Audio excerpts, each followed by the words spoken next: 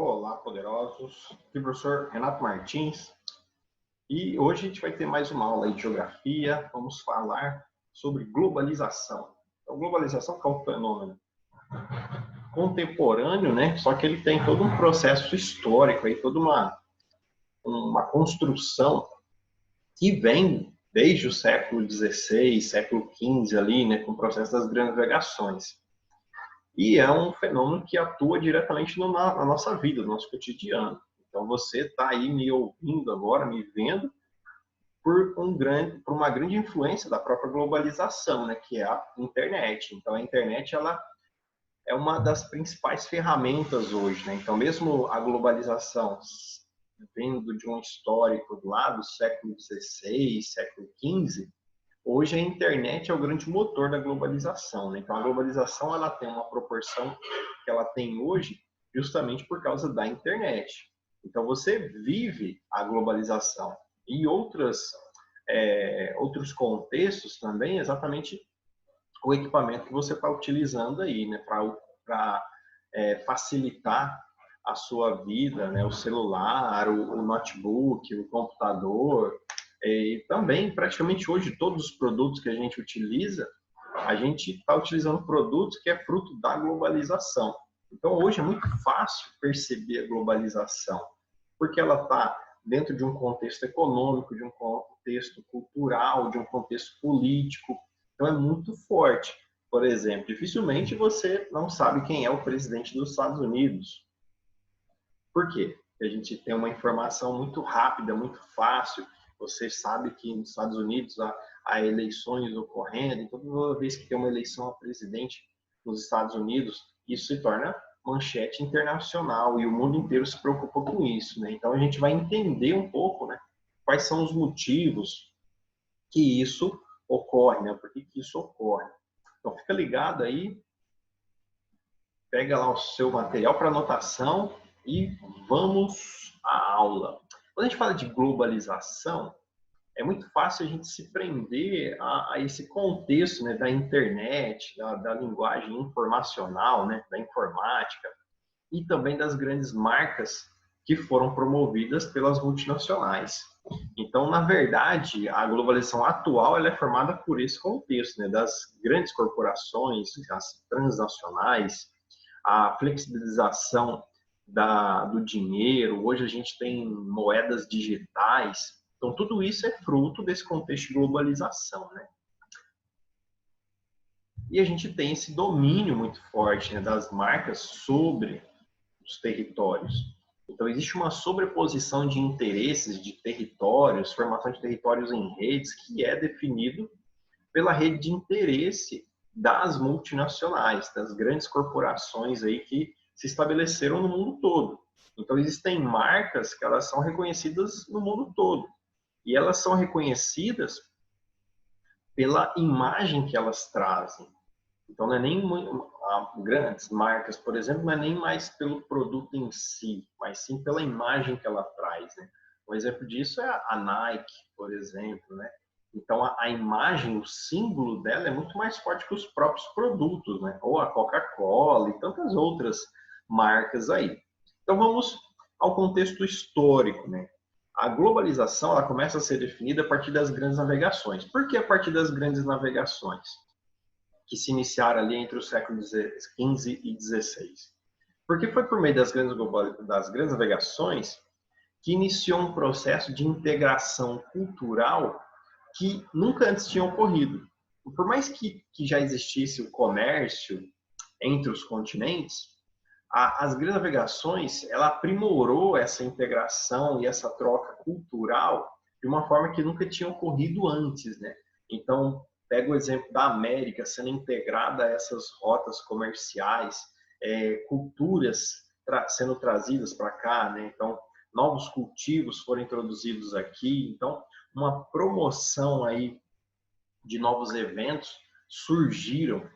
E o mais interessante, né, que você começa a ter um repasse cultural muito mais incisivo, né, por parte das grandes potências. Então, as grandes potências que lideraram as grandes navegações começaram a impor um aspecto cultural nas novas colônias. Então, isso acaba dando aí às grandes navegações esse patamar de ponto inicial da globalização. E o que é interessante? O mundo ele se transformou ao longo aí desses séculos, mas o que existe realmente de globalizado no mundo? O que a gente não tem dúvida nenhuma de que é globalizado? É o transporte e as comunicações. Então, com a globalização dos transportes e comunicações, a gente pode dizer o seguinte, que o tempo ficou mais rápido e o espaço ficou mais curto. É como se a Terra tivesse diminuído de tamanho, as distâncias foram encurtadas e a velocidade acelerada, né? Então, o tempo acelerou. Por quê? Quando as grandes navegações se iniciaram,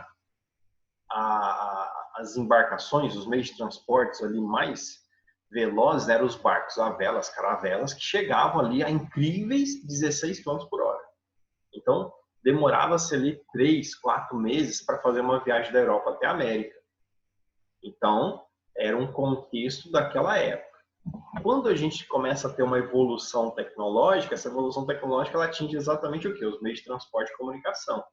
E aí a gente passa a ter ali, né, a partir do século XVIII, século XIX, o contexto da máquina a vapor, das novas fontes de energia, né, os combustíveis fósseis, e as locomotivas a vapor, os trens a vapor, começam a alcançar médias ali ó, de 100 km por hora, e os barcos a vela começam a ser substituídos também por barcos a vapor que atingem 57 km por hora. Então você começa a acelerar os processos. Já no século XX, os aviões a propulsão atingem aí 480, 640 km por hora. Então você começa a fazer viagens cada vez mais rápidas. Então você começa a transpor as distâncias de uma forma muito mais rápida, muito mais intensa. E quando a gente chega ali, né, no auge da terceira revolução industrial, os jatos supersônicos aí que ultrapassam a barreira do som. Então essa perspectiva, né, é que embasa toda essa evolução da globalização. Porque a globalização, a partir das grandes navegações, ela se efetivou, ela se concretizou com a finalidade de estabelecer uma evolução do comércio global. Então, as pessoas compram mais e vendem mais a partir desse contexto. Então, hoje você consegue aí, nesse exato momento, parar essa aula e fazer uma compra em qualquer país do mundo. Você consegue comprar qualquer produto, qualquer objeto, você paga com cartão de crédito, e esse produto ele roda o mundo até chegar aí no seu endereço, seja onde você estiver. Se você tiver o endereço, a sua encomenda vai chegar. Claro que tudo isso tem um custo, tem um preço, mas você tem essa incorporação dos espaços dentro do interesse da globalização. E aí a velocidade vai dinamizar essa perspectiva. Então você usa a internet para comprar um produto, você está usando a comunicação. E aí, para esse produto chegar até você, você está usando o transporte. Então, você consegue, por exemplo, ter uma compra internacional que, vamos supor, o Brasil ele pode importar flores da Holanda. Flor é um produto perecível, mas aí utiliza o quê? Meio de transporte aéreo, que é o mais rápido hoje que a gente tem. E isso também agrega valor ao produto. Então, essa é a ideia principal. Então, a globalização ela tem fase. Primeira fase, século XV, século XVI, grandes navegações. Ampliação das rotas comerciais, a rede de comunicação e avanços tecnológicos da navegação, principalmente com as caravelas, né? Era ali tecnologia de ponta na época das embarcações à vela. Porque foi um barco desenvolvido ali pelos portugueses e espanhóis que podia navegar contra o vento. Usava a força do vento e eles conseguiam direcionar a propulsão das caravelas, né, do barco à vela, ao sentido contrário do próprio vento que estava impulsionando, né? Então, por isso que eles chegaram mais longe do que antes. A segunda fase da globalização veio com a Revolução Industrial a partir do século XVIII. Daí entra ali a questão da máquina a vapor, né, dos meios de transporte tendo um contexto diferente, atraindo as pessoas para as cidades, mudando completamente o sentido de produção e consumo de toda a sociedade. E a terceira fase, que é a fase atual, vem com os transportes mais rápidos, mais eficientes, as empresas expandindo, tomando uma proporção global. Então, produtos modernos, tecnologicamente, avanços em todas as áreas que a gente pode imaginar, né? Fluxos de informação, de capitais, na velocidade da informática e da internet. Então, hoje, é muito improvável que a sociedade consiga viver sem internet. É claro que você tem grupos ainda que estão excluídos desse contexto, que a gente vai até falar ainda dessa questão do acesso. Mas a sociedade como um todo, o mundo como um todo, ele já é totalmente dependente dessas interações, né, que ocorreram aí na terceira fase. Então, lá, né, o termo de globalização, ele surgiu, apesar de a construção histórica vir lá do século XV, século XVI, esse termo ele começa a ser cunhado, ele começa a ser moldado a partir da década de 80, né, escolas de administração estadunidenses. Aí, para a gente entender, né, as características gerais da globalização: expansão de fluxo de informações, atingindo todos os países. Então, os países começam a estar integrados numa rede virtual. Aí, isso afeta empresas, indivíduos e movimentos sociais. Então, por exemplo, aqui no Brasil está tendo problema com a Amazônia. Tem gente lá na Europa, nos Estados Unidos, fazendo um protesto pelas causas da Amazônia. Então, isso é só um exemplo, né? Existem movimentos globais aí que desenvolvem manifestações das mais variadas aí em função de contextos ambientais, sociais, de preconceitos no mundo todo, né? Então, lá, aceleração do ritmo de transações econômicas ultrapassando fronteiras nacionais. E aí entra muito forte o que? O contexto da bolsa de valores. Então, as empresas elas passam a ser negociadas fundamentalmente, as grandes empresas no caso, né, nas bolsas de valores. Então, as empresas elas são transformadas em ações e o valor das empresas começa a ser definido não pela capacidade produtiva, mas sim pela especulação do interesse do mercado. A crescente difusão de valores políticos e morais em escala universal. Então, você começa a ter uma influência muito forte também do contexto cultural. Valores, né, éticos, políticos, morais, e uma coisa começa a ser repassada, né, e atingir cada vez mais países, mais pessoas. Seguem fatos históricos marcantes entre o final da década de 80 e o início da década de 90. Então lá, desintegração da União Soviética, que marcou ali o fim da Guerra Fria e o início de uma nova fase, né, de uma nova era global.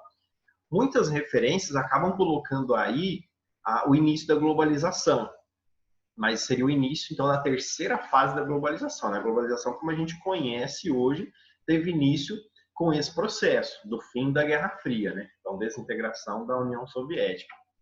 E aí o socialismo real, né, que era aquela coisa realmente aplicada e muito fortalecida pela União Soviética, ele deixa de existir. Muitos países que seguiam aquele alinhamento com a União Soviética começam a aderir ao capitalismo, começam a se inserir nessa rede global. Na verdade, hoje são pouquíssimos países que ainda resistem a essa integração total. Então, não existe nenhum país completamente isolado, por mais fechado que ele seja. Vamos pegar o exemplo aqui, Coreia do Norte ou Cuba. Mesmo assim, esses países estabelecem relações internacionais, com um número menor de países, obviamente, mas ainda assim mantém relações internacionais. Então, eles não estão excluídos totalmente. Eles possuem uma resistência, mas ainda assim passaram a integrar essa rede global. Diferente do período da Guerra Fria, que praticamente metade do mundo estava excluso, né, dessa realidade. A queda do Muro de Berlim foi um símbolo físico, né, desse fim da Guerra Fria, a explosão étnica ou nacionalista, fim do apartheid, lá no caso da África do Sul, né, em 1994, acaba ali o apartheid, Nelson Mandela eleito presidente, formação dos blocos econômicos, apesar do primeiro bloco econômico ter sido fundado depois da Segunda Guerra Mundial, né, lá com o Benelux, com a CEFA, né, que evoluiu para a União Europeia, foi na década de 90 que ocorreu essa proliferação de interesses regionais dos países em fundarem blocos econômicos.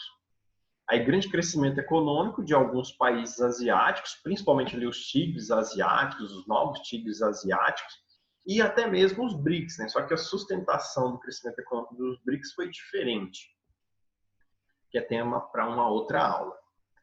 E o que é mais forte dentro desse contexto da globalização, né? A ideia do neoliberalismo.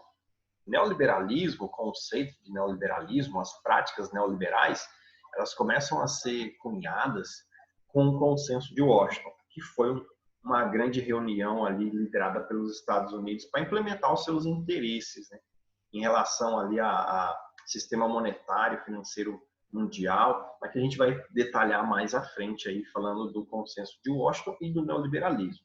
Mas a ideia central era o quê? Enfraquecer a presença do Estado frente ao interesse do capital, né? Sair daquela ideia keynesianista que tinha substituído o liberalismo. O liberalismo durou até a crise de 29, com a quebra da Bolsa de Valores de Nova York, o liberalismo ele foi abandonado. Aí assume uma nova ideia de organização econômica com o keynesianismo, né? Onde o Estado era mais forte, o Estado controlava os investimentos, o mercado em si. Aí, a partir da década de 70, né, ali alguns problemas internacionais, crise do petróleo, começou a pôr em dúvida a capacidade do modelo keynesianista de gerir a economia. Então, o Consenso de Washington veio para redefinir as ideias políticas e econômicas do mundo, pregando o neoliberalismo, que seria um Estado mais enfraquecido, um Estado que mais servil, né, principalmente para o capital, né, então o capital tendo mais liberdade de atuação. E aí as principais propostas do Consenso de Washington. Disciplina fiscal, então o Estado gastar menos do que arrecada, para não entrar em dívida. E isso é um ponto muito delicado, porque se você pegar as maiores potências do mundo, elas têm dívidas muito altas. Por exemplo, Estados Unidos, ele deve mais que 100% do PIB. Japão deve mais que 200% do PIB. Então, isso é bem complicado de conseguir se estabelecer, né? A diferença, por exemplo, do Japão dever 200% do seu PIB, e mesmo assim ser uma economia sólida e confiável, é justamente a capacidade que o Japão tem de superar desafios, né, frente a outros países. E aí, como é que você consegue ter essa disciplina fiscal? Redução de gastos públicos. Então, como é que o governo reduz gasto público? Começa a repassar algumas funções para a iniciativa privada, por meio de privatizações e concessões. Reforma tributária para simplificar a cobrança de impostos, reduzindo também o número de impostos. Juros de mercado livres, sem pressão do governo, né? Câmbio de mercado também, o governo deixa de controlar a evolução do câmbio. Abertura comercial, para estabelecer a concorrência e a liberdade econômica. Investimento estrangeiro direto, com eliminação de restrições. Aí, no caso, né, o que seriam as restrições? Barreiras alfandegárias, barreiras fitossanitárias, sobretaxas em alguns produtos, ou simplesmente bloqueio por parte de algumas empresas ou de alguns setores para defender o mercado interno, né? Aí, privatização de estatais, para estabelecer realmente a livre concorrência, desregulamentação, né, o afrouxamento das leis econômicas e trabalhistas, para que fique mais fácil a contratação de mão de obra, né, mais simplificado, e direito à propriedade intelectual, porque o que existe mais caro hoje no mundo, nesse mundo globalizado, é justamente a informação. Porque o que levou à evolução de todo o sistema de globalização? A tecnologia. A tecnologia se constrói por meio principalmente da informação, né? E aí entra essa questão do direito da propriedade intelectual. Então, a globalização pode ser entendida como um processo histórico de progressiva integração. Então, foi uma integração escalonada, tanto no cunho econômico, cultural e social, envolvendo os países do mundo inteiro, né? E aí você tem produção internacionalizada, as empresas elas não se fixam mais num ponto, as multinacionais elas distribuíram suas linhas de produção, os capitais tiveram um crescimento muito grande, principalmente porque as empresas elas estão procurando sempre vantagens financeiras para produzir, então consequentemente você tem mais circulação de capitais, o comércio mundial aumentou de uma forma exponencial, né, juntamente com essa facilidade de comércio, com essa circulação de capitais, circulação de informações em tempo real. Você tem, por exemplo, hoje grandes fatos que ocorrem que são reportados instantaneamente, quase muitos aí ao vivo, né? Crescimento do desemprego, porque você tem uma volatilidade muito grande, né? As empresas, principalmente aí as montadoras, elas podem simplesmente se deslocar espacialmente, né, territorialmente, de uma forma muito rápida. Então, uma empresa ela vai para um país, ela se instala por causa dos benefícios que aquele país ofereceu. A partir do momento que outro país oferece mais benefícios, ela pode migrar para aquele outro país ou distribuir a sua linha de montagem de produção em vários países, diminuindo demanda interna. Então, isso tudo pode ocasionar o desemprego, principalmente o desemprego estrutural, que é motivado pela extinção de profissões. Como que uma profissão é extinta? Pela evolução tecnológica. Quer ver um exemplo? Antes da máquina a vapor e do trem, principalmente, uma das grandes profissões era a profissão de ferreiro. Por quê? Todo mundo que precisava se locomover em médias e grandes distâncias usava o cavalo. Então, o ferreiro era aquele cidadão que fazia a ferradura para o cavalo e ferrava o cavalo.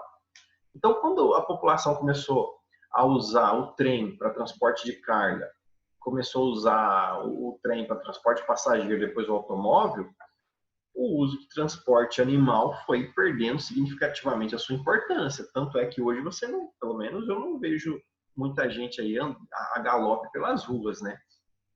A não ser que você tenha ali o seu pangaré no fundo do quintal, mas eu acho bem improvável, né? Então, como as pessoas deixaram de usar o cavalo como meio de transporte, aquele que fazia as ferraduras e calçava os cavalos com ferradura perdeu a função.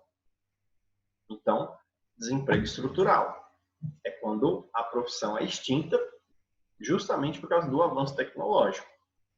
Aí outro exemplo, cortador de cana perdeu o emprego porque hoje tem a máquina que faz o trabalho. É diferente do desemprego conjuntural, que aí é motivado por crises econômicas, onda de desemprego. Então lá, conceito de globalização, processo mundial de homogeneização. Então, a internet, as redes globais, elas vêm para criar um modelo homogêneo de produção capitalista, para que você consiga fazer essa transferência de empresas, de linhas de produção, linhas de montagem de forma mais rápida e acelerada, né? E também de produtos. Então, um produto ele só vai ser vendido à escala global se ele for aceito em escala global. Então, para um produto ser aceito em escala global, o consumo tem que ser padronizado, homogêneo. E aí aquele produto vai ter uma aceitação, pelo menos a marca, né? Então lá, os mercados, as transações financeiras, do entrelaçamento de redes de comunicação e de controle mundial de imagens e das informações. A lógica que preside a competição de todos com todos. E aí, obviamente, as grandes empresas, que têm maior poder de capital, se superam nessa lógica de competição. Então, você começa a ter a formação dos grandes conglomerados empresariais. Logo ali no início da década de 90, os pesquisadores criaram o conceito de aldeia global. Eles viam que o mundo, passando por aquela transformação, as fronteiras iam perder completamente a sua função. Então, eles criaram o conceito de aldeia global, que se encaixa nesse contexto, pois está relacionado com a criação de uma rede de conexões, que deixam as distâncias cada vez mais curtas, facilitando as relações culturais e econômicas. Isso aconteceu em certo ponto, porque as fronteiras em alguns locais do mundo ficaram ainda mais fortalecidas, né? Principalmente para evitar o quê? Os fluxos de pessoas, de imigrantes, de refugiados. Então, as conexões elas ocorrem até um certo nível de interesse comercial, financeiro, econômico. Então, imaginava-se que as fronteiras iam perder funções, só que, na verdade, muitas fronteiras se fortaleceram no sentido social, mas no sentido financeiro e econômico, elas estão bem fluídas. Aí, os computadores e a internet, grande impulso para o processo de globalização. Então, a globalização, aquilo que eu tinha falado antes, né, acelerou o tempo e encurtou as distâncias. Então, o espaço mundial ficou mais integrado, mas vamos supor, você consegue aí da sua casa agora acessar a internet e comprar um produto da China, diretamente da China. Só que um chinês, ele não consegue acessar o Google. Google é bloqueado na China. Então, você tem aí algumas ressalvas, né, nesse processo de globalização. Então, tem que ficar atento a esses detalhes, né? Existe aí um novo mundo global que se desenvolve rapidamente, né, ultrapassou as fronteiras? Sim, mas ainda existem limitações em relação à imposição social da globalização. Então, a globalização é muito bem consolidada no cenário financeiro, econômico, político. Agora, no contexto social e cultural, já é uma outra análise, outra perspectiva. Então, a globalização, ó, a era das redes aumentou ou diminuiu o tamanho do mundo, né? A gente acabou de falar. Então, o processo tecnológico aí, ele reduziu essa perspectiva de espaço, né? Tempo e espaço. Integrando aí, né, esses interesses. Então, globalização econômica, financeira e cultural. Então, vamos fazer uma análise aí. Globalização econômica, aceleração da produção, obsolescência programada e obsolescência tecnológica. O que isso quer dizer? Que um produto ele vai dar lucro para a empresa se tiver rotatividade. Então, hoje um produto é lançado, ele atinge um nicho de mercado e abastece aquele nicho de mercado. Só que aquele nicho de mercado ele não pode ficar satisfeito com aquele produto. Só que aquele produto ele não pode ser ruim ao ponto daquele nicho não querer mais adquirir aquela marca. Então, aquele produto tem que ser bom o suficiente para satisfazer a necessidade, só que ele tem que ficar defasado num tempo suficiente que aquele nicho vai querer comprar um outro produto. Então, vamos supor, você compra um iPhone, que é um aparelho telefônico de ótima qualidade. Aí você fala, como ele tem uma ótima qualidade, eu não preciso trocá-lo todos os anos. E aí você vai usando seu iPhone, a cada 6 meses tem lançamento, tal, mas você mantém aquele iPhone de estimação. Só que vai chegar uma hora que as atualizações do sistema operacional não vão mais ocorrer no seu aparelho, porque o seu aparelho está defasado. Então, existe ali uma obsolescência tecnológica daquele aparelho. Então, você não vai conseguir mais atualizar, ele vai deixar de funcionar. Isso seria obsolescência tecnológica. A obsolescência programada é exatamente esses lançamentos contínuos que a marca faz do mesmo produto ali, às vezes alterando coisas muito simples, que você vai se sentir instigado e motivado a comprar um novo produto antes que aquele seu fique inviável o uso. Então, tem essas relações, né? E aí, no campo das comunicações, né? Celulares, computadores, isso é muito mais forte, né? E, por exemplo, até a década de 90, você tinha computadores de mesa, os CPUs, que usavam um dispositivo de armazenamento em disquete. Aí, rapidamente chegaram os CDs e inovou, porque era muito mais espaço, né? Um disquete que gravava 34 mega, não era nem 1 giga, era 34 megas, se não me falha a memória. Se eu estiver enganado, me diga aí. Aí veio o CD com muito mais capacidade, né? Então, as pessoas foram abandonando os disquetes. Só que o CD não teve vida muito longa, porque logo veio o quê? O pendrive. Então, hoje, quando você compra um notebook, você não tem mais nem o drive de CD, é só a entrada USB. E que daqui a pouco também não vai mais fazer sentido, porque as pessoas vão começar a armazenar suas informações na nuvem, né? Então, agora é a nuvem, então é tudo virtual. Então, você tem aí essa ideia de obsolescência nesse sentido. Então, às vezes, em uma década, você tem um surgimento de grandes lançamentos e simplesmente a extinção daqueles lançamentos. Então, lá, renovação dos meios técnicos nos transportes e nos meios de produção. Produção flexível, que é essa capacidade das empresas em se estabelecer em qualquer lugar do mundo, né, para tirar benefícios, privilégios daqueles locais. Marcas e produtos mundiais, e aí a gente pode elencar vários, poderia ficar aqui horas falando das marcas mundiais, né? Divisão territorial do trabalho, que é uma empresa que consegue produzir uma parte de cada produto num país diferente, daí junta tudo em um, vende para outro. Então, isso aí seria a nova divisão internacional do trabalho, né?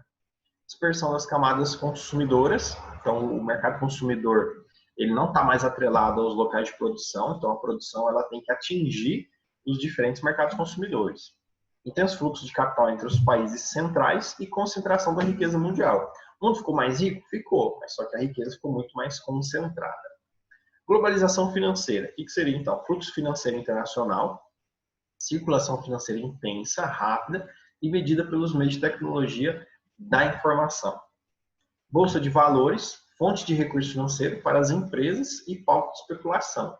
Então, você tem aí grandes processos financeiros que ocorrem dentro de poucos minutos, às vezes ali, em questão ali das negociações das bolsas de valores. Então, uma empresa ela pode valorizar muito, quanto também desvalorizar em função da especulação de mercado, né? Aí a produção flexível veio na terceira revolução industrial ali, com a criação do modelo do Just-in-Timer, né? No toyotismo, que se dispersou no mundo. A dívida externa, como eu falei antes também, né? Somatório dos débitos de um país, principalmente resultante de empréstimos e financiamentos. E aí os governos eles acabam ficando sem receita própria, né? Então eles têm que fazer cada vez mais empréstimo, cada vez mais endividado e cada vez mais dependentes de capital externo. Seguros, previdência e crédito, você tem isso aqui cada vez a nível mais globalizado, né? Paraísos fiscais, que são os países que se especializam em receber dinheiro, independente da origem do dinheiro. Então eles não querem saber de onde veio o dinheiro, eles querem saber que eles vão receber esse dinheiro e aí eles podem emprestar também esse dinheiro para países, empresas, pessoas e tem uma liberdade financeira muito maior, né? E criação dos blocos econômicos. Por que um país se submete a um bloco econômico? Já parou para pensar? Ele muitas vezes faz isso para garantir um nicho de mercado também. Se defender das grandes corporações internacionais, montar mercados consumidores maiores ou mais produtivos. Então, essa é a intenção principal aí dos blocos econômicos. E a globalização cultural? Então, veja só. Tá ligada aí, hein? Vamos lá. Cultura global. Então, até certo ponto, você tem uma massificação. É só pegar, por exemplo, qual é a língua internacional. Muita gente fala da necessidade de aprender chinês, alemão, japonês, mas, na verdade, qual que é a língua internacional? É o inglês. Então, isso faz parte de uma cultura global. Universalização ou padronização desse contexto, né? Aí, indústria cultural, você tem grupos de música, filmes, produtos que trabalham nesse sentido, né, da indústria cultural, estetização de bens de consumo, né, criar um modelo estético para esses elementos, cultura local, cultura nacional, cultura e cidadania. Então, tudo isso daqui é representação dessa evolução. Então, alguns aspectos culturais, eles são intangíveis, eles se consolidam. Então, as empresas elas acabam trabalhando em função daqueles mercados quando eles compensam financeiramente, né? Então, você tem toda essa dinâmica e todo esse contexto para interpretar o sentido da globalização. Então, o que você tem que ter realmente em mente é essa visão, essa perspectiva que a globalização é um processo presente na sua vida e que influencia a sua vida, você querendo ou não. Eu espero que você tenha gostado, que você tenha entendido aí. Meu forte abraço, abraços geográficos e até a próxima.